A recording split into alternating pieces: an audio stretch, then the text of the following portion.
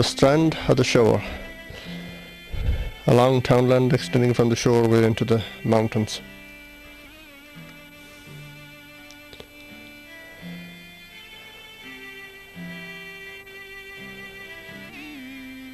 Here's one of the rivers, the old road here.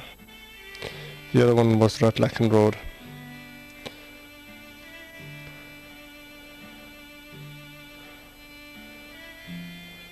I suppose Pokes Road, this one. And down here would be the Green Hill Road. That's in the townland of Castletown. Lacranach, or Lacawaj, where the old pier was before the boats came in before they built the new pier in the 1890s.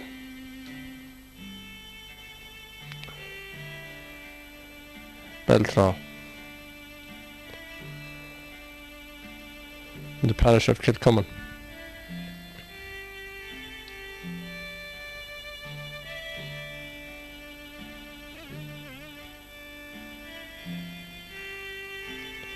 This is the Beltra Road.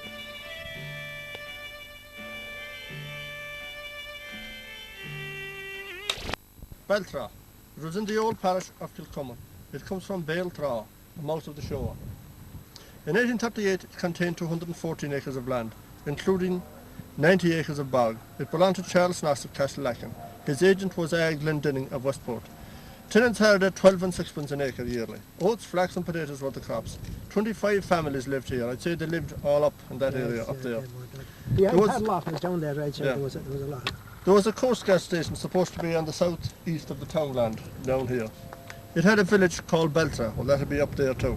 In 1856, according to the Griffith valuations, the immediate lesser was Colonel Charles Knox. The townland occupiers were Patrick Golden, John Mahedy, John Healy, Philip Neelan, Owen Neelan, Pat Golden, Andrew, Martin Neelan, Patrick Kennedy, Peter Lynott, Catherine Scanlon, John Fitzgerald, John Rooney, James Loughney, Bridget Loughney, William Burke, Patrick Loughney, Henry Robinson, Fanny Burke.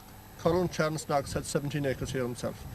There was a board of customs, a watch and a boathouse down here somewhere, or there was supposed to be. In 1856 it had 216 acres of land. Today it has 248 acres of land. That house we have down there now, Tom, was once Son of Loughna's house. It has been done up lately. Yes, that was. Yeah, he was a bailiff. His father before him that got that house, I suppose, from the Knoxes. He was John Loughney. He was John Loughney. John Loughney. He was the agent for yes. Charles Knox. Yes. He was also collecting tolls on the Fair of Lacken, wasn't he? Yes, he had the tolls on the Fair of Lacken. Yeah. Now Knox had about 17 acres here, and you think it's that land between him and the shore down there? Yes, I think so. And back towards the pier. Yeah. 17 acres of it. Now O'Donovan has that area, that house down there, as a Coast Guard station. You wouldn't agree with that? Well, I never heard of it from the local people. Yeah. Another man I was talking to too said that it's completely wrong. That there was a militia barracks further over, maybe on the right hand side there in Robinson's. Yes, that was so. But not here. No, not here. Well, there was a place laid out for a station over here, for a station. And the station was never built on it. Now, if there was a station already here, why lay out another place for a station? Well, they might be changing it. Could be changing it from... Yeah, unless it was awful old. And I mean, people would remember it if it was here. Yeah, well, they could be changing it from the militia to the Coast Guards. But then there was another thing about it. Now, the Coast Guard station didn't go so far back, because after 1798, they built those towers now, those lookout positions. Yeah. Well, it was after that the Coast Guard station came into being, so they wouldn't be so far back. They wouldn't. That's right. Wouldn't have been so far back. Yeah. So in other words, it was built. It was built. People would remember it. Yeah. Whatever information he got or how he worked it out, but there was no Coast Guard station ever built here. Yeah.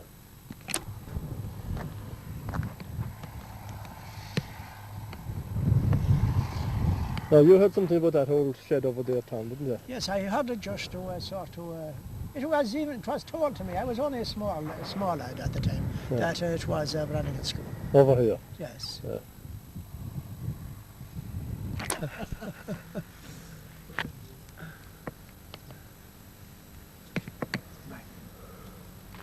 Now, Tom, what do you think about that house up there that we're looking at, the ruins? Well, there was people living there one time. Yeah, the Haggertys, wasn't it? You were telling me. The teacher that was in Ratlacken School.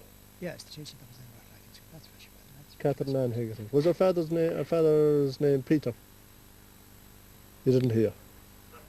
No, I can't be sure that I hear the name or not. I think I did. Yeah, I'd say I did. Yes.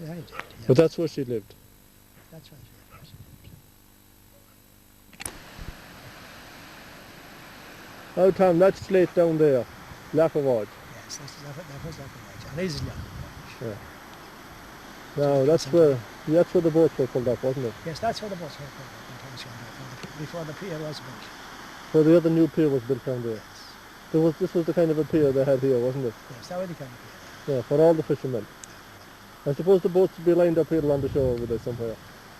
I think there was a boat yard here, right behind us. Was there? Yes, they shoved them into the field there. Ah, yes. Yeah. Now, far over there, there's a rock there that has been there for generations. What do you call it? Well, we always call it Marehogue Fork. Yeah. And I have it called Marehogue. St. Patrick gave his name to everything around here, didn't he? Yes. Yeah. Well, Mark Rory, Rogers over there in Fohol puts it down as Marehogue Gull. He makes out that big gull not more than died living up to it. Yeah. I only thought the way it is with all these could things. work out. It should be renamed when St. Patrick came. Yes, this would be before St. Patrick's time. Yeah. But of course the fellow that was telling the story about it, he went as far as to say that was brought from Nathan by St. Patrick, that's set there. That he threw it from Nathan to here? No, I don't know what he threw it or how he got it. No, I think wouldn't be that strong. Well, I heard that he threw it from Nathan down here. All right. Didn't that happen here in 1798? 1798 story for us. Yeah, well, insofar as I know about it. The chap who lived here in this house, Burke, he was sympathetic to the... he was a yeoman. He was a yeoman and obviously sympathetic to the English cause in 1798. And he had his favourite horse, I suppose. He left in charge of a man named Loughney from the village up here above. And he took a curragh from here and headed across for Sligo to avoid being captured, or at least I suppose to carry word of that the French had landed. Right. Now, Loughney, who was a local man, sooner than give up the horse to the United Irishmen or the French, he headed for the mountain with the horse and saved him for Burke until the excitement was over. When the day of reckoning came and all the excitement was over, Burke came back and here he claimed his horse, and he came down here. He broke every curragh on the shore here except Loughney's. Result, well, I suppose it means starvation for the families involved at the time because they had no other means of livelihood except what they fished. So that's... Did he look for compensation? He didn't. I have no record. We can trace that up in what he had. Oh, it was just he didn't lose anything much as such, but I don't know whether his name is mentioned in his now or not. Well, I check it up. We can check that up. Lafavage was out there someplace, and there was a she-bean here. Where do you think it was situated, Tom? Somewhere around here, was it? No, I wouldn't have an idea. It must be somewhere. Somewhere around these ruins here. Yeah. Now, you heard of who owned it, didn't you? Well, I heard it was a woman by the name of Esther, but Esther what, I don't know. Esther Reap, I heard. Yes, that may be. Yeah. Yes, you could be right. Yeah, right. I must have heard the name, yeah. but I just... Because there was one of them that established a she-bean over there at where the Loughney's are today in Barragary. There was another she-bean there. It was on the left of the road that goes down there now, to facilitate fishermen too on their way to the sea or coming back from it. Yeah. She came from here, I think she married a Loughney man. Yeah. Peggy Rape was her name. Yes. Well, no, so it was somewhere around here. The unlicensed premises for the boys. Yes, that may. Yeah. You think, Tom, too, that the she-bean might be situated beyond there? Yes, I always took it to be up. Beyond there, yeah. Oh, you were telling us about a boating accident out there, Tom. Yes, a boat that was coming in from fishing. Here's the thing here. Right, you were telling us about an accident that happened out here one time. Yes, well, boat capsized. I don't know was it coming in now or going out. She was. I couldn't exactly tell. Yeah. They all came separate. There was one young fella, and he was under the boat. He wasn't able to swim like every fisherman. Oh, well, that's that may be. I suppose he wasn't. Yeah. But he was there, and the boat was righted again. Yeah, when he came in on the dry land or whatever. When they got it in the shallow water. That may be. He was found underneath. Now this Loughney man came safe, I believe. Now there was another incident down here, I think, in which some of the Neelan family that lived down here got drowned in a boating accident. And this here is Gabriel's Well, situated on the old Colonel Knox's land, and now I believe it belongs to the Lochneys, or maybe the O'Connells. A station used to be done here, and though this is has been a very dry year, there is water inside in the well. In other words, it hasn't dried. It has fell into disuse a little these late years.